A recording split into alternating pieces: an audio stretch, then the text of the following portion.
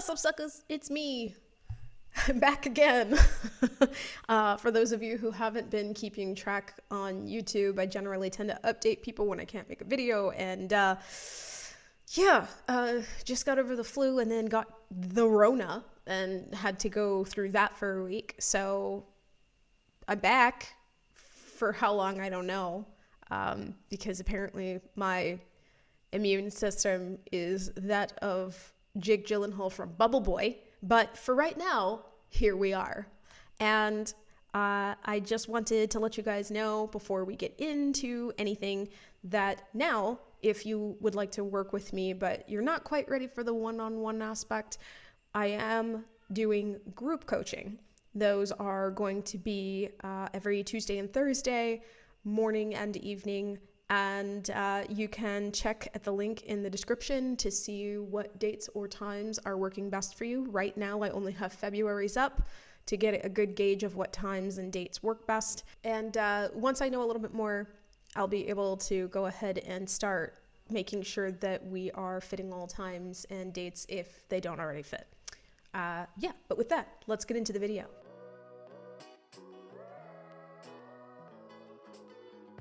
So before I get into anything, obviously, if you're here, you know that I have to say, if this is your kind of thing, if you are looking for someone who's going to help you understand ADHD and appreciate ADHD and accept ADHD, then you are in the right place. So please make sure that you like and subscribe. If you're listening, do the same. It helps me find cool people. It helps cool people find me.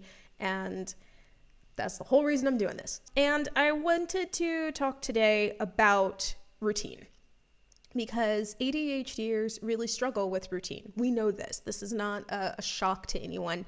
And it's kind of expected, right? Like, because we struggle so much with consistency, generally due to the fact that our energy and focus ebbs and flows day to day, we always have this discomfort with doing routine. And a lot of the time what happens is we get super excited about starting it, and then eventually 2 or 3 days later, we fall off the wagon and we're like, well, that was a failure. And I have dealt with this enough, both through my own adventures in routinery and also through working with other people, to know that there are multiple different reasons. This is a very nuanced thing, but generally I do run into the same 3 reasons over and over and over again. And I wanted to kind of talk about those because they're surprisingly easy to work past when you know what they are. So with that, let's start with number 1. And number 1 would be that your routine isn't actually failing. You just gave up too soon. Maybe it's because we grew up being told that we're not trying hard enough. Maybe it's because we are perfectionists by nature because we feel like we have to prove that we're not screw-ups. Whatever the reason, I have found that, and this is true for me too, that ADHDers generally, when we don't excel at something right away, when we don't get that immediate satisfaction of being successful right off the bat, we tend to just drop whatever it is and say, well, that's not for me, and leave. And sometimes that's worth it, right? I went ice skating once. I grew up in Florida, and I went ice skating once, and I tried to actually skate, and I fell on my ass so much that it hurt for the next 2 days. And so that was a really good reason for me to be like, know what? I'm not an ice skater. I'm not made to ice skate. I will not be ice skating ever again. And that's different. That's not affecting me in any shape, way, or form. I'm not looking for it to be a routine. I wasn't dreaming of becoming an Olympic ice skater. This was just something I was doing for fun. But when we are talking everyday routine, right? When we're talking having a certain routine when we get to work or daily and in our lives, there is this unspoken expectation that we are just going to fall into the routine and we're going to do it every day for a week. And if we do it every day for a week, then we can totally do it every day for the next week and the next and the next. And there's totally no reason why we should expect anything else. And then something else happens, and then we're like, fuck this, obviously, I'm just not meant to do it. I failed, right? And the problem here is that you're expecting too much. You're expecting that you're going to start a routine and that through sheer force of will, you're going to be able to basically change up the way that you are doing things right off the bat. And that's just not reasonable. And I have science to back me up on this. So there is a difference, my friends, between habit and routine. A habit is something that you do sometimes without thinking. You just do it all the time, usually every day at the same time or at the same point. And it feels weird not to do it. If you don't do it, you feel like your day is not complete. That is a habit. A routine is generally a bunch of different things that you're trying to do, and it's done intentionally, and it generally feels uncomfortable. Routines are not habit. They are supposed to be uncomfortable things that you are trying to do in a particular intentional order every day. And so there's a reason why it takes 21 days to 2 months, depending on who you read, to make a habit. It's because routines always start out uncomfortable. And when things are uncomfortable, you are going to mess up. You're going to miss a day. You're going to misstep or not feel like doing it sometimes and just not do it.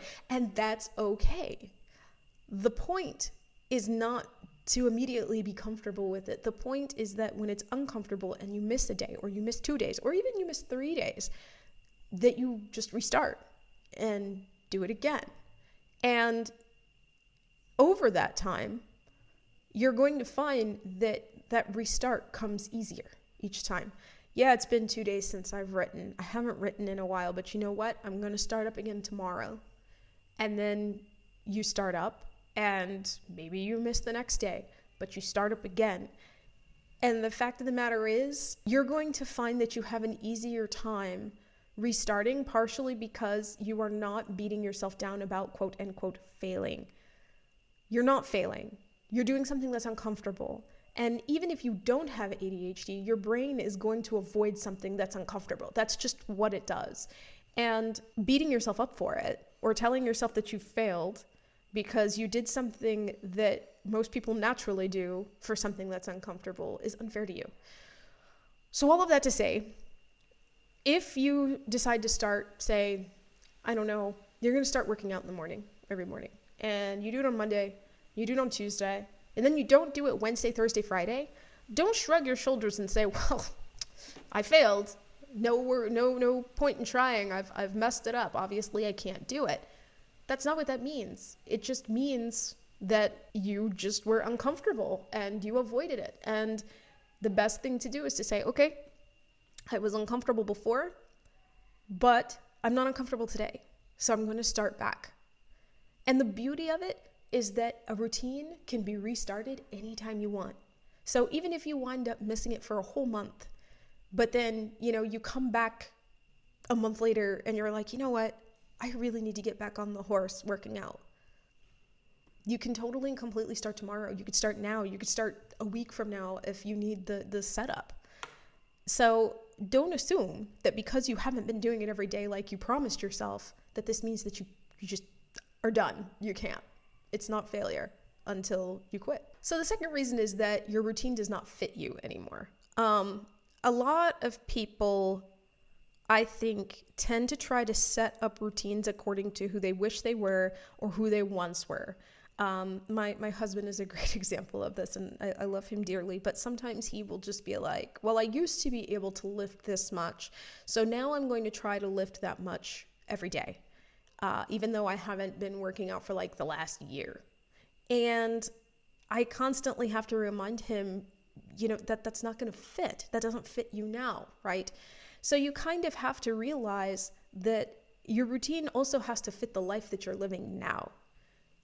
you can definitely build up to a goal if there is a particular goal that you're trying to get to with this routine, but it's not reasonable of you, or any of us really, to expect that we are just suddenly going to go from, I am a person who likes to stay in bed until, 9 a.m., but I'm going to start getting out of bed at 5:30 to work out, and then I'm going to read a book, and then I'm going to drink, a whole glass of water, and then I'm going to, I don't know, write my senator. I'm not entirely certain what else would be in that amount of time, but expecting yourself to do all of those things when you are not the kind of person that fits is setting yourself up for failure.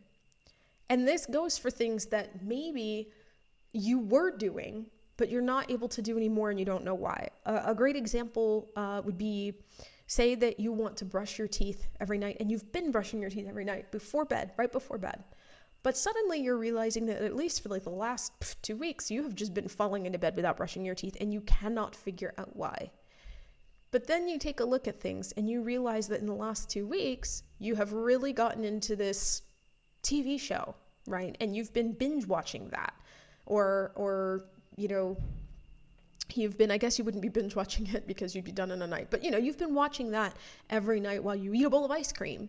And so by the time that show is over, by the time you get into bed, you're too tired to brush your damn teeth. And so you're not bothering to. Or, maybe you have a class that's been happening in the last 2 weeks.